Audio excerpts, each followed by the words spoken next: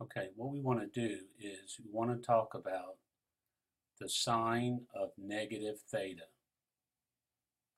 What is that? Well, let's see. Let's use the idea of the unit circle here and do the sine of 30 degrees. Now we know that's 1/2. So what's the sine of negative 30 degrees? That's going to be negative 1/2. Notice that they're opposite signs. Now, we could throw in more values here, but that's enough for us to get the gist that the sine of negative theta is negative sine of theta.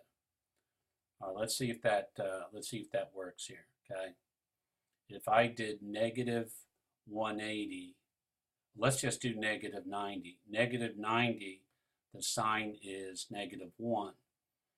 Now the sine of 90 is 1. So negative the sine of 90 would be negative 1. That would match up. So that's the negative identity for sine. How about cosine?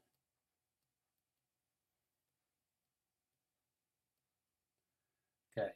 Now, if when I'm talking, you think I'm talking Chinese, Japanese, or some foreign language here, what it is just go back and watch those basic videos again, and it's about the vocabulary. You can get this. Okay, it's not easy. It's not going to be just so plain, that an elementary student would understand without any problem. It does take mental effort, but you could do it. Now, let's do this. Let's do cosine of negative theta.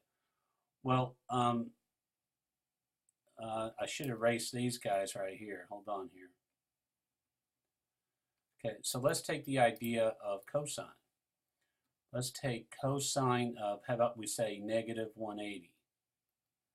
Negative 180. It's a good question. Well, what's cosine of 180? Cosine of 180 is negative 1. And what would cosine of negative 180 be? Well, negative 180 is going all the way around here, which is also negative 1. Okay, that's kind of interesting. Notice they were the same. Let's do a little more erasing here. Let's try another one real quick. How about cosine of negative 60 as compared to cosine of 60? Well, cosine of negative 60 is down here in this quadrant, and we know that's 1/2. And then cosine of 60, we all know that's 1/2. So guess what? They're the same. So what would you write here? The cosine of negative theta is just equal to cosine of theta. That is it. And then we could add over here the tangent of negative theta. Okay. Well, if we know the quotient, we could just get that step right here and do sine over cosine, but let's say we don't know that. Let's do something we know is true.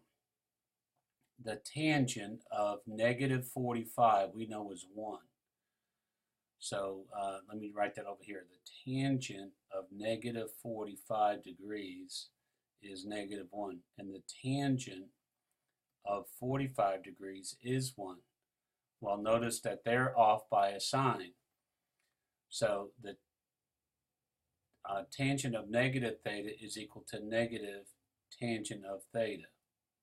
Okay, so these three are the negative identities. Okay, the negative identities. Now, what about even or odd? That's a good question. So remember from our previous study that an even function looks like this and an odd function looks like this. So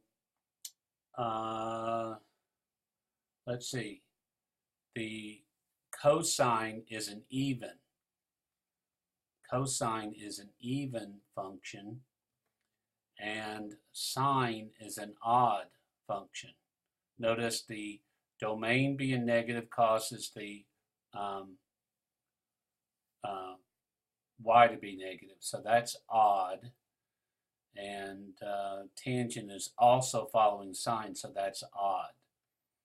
So there you go.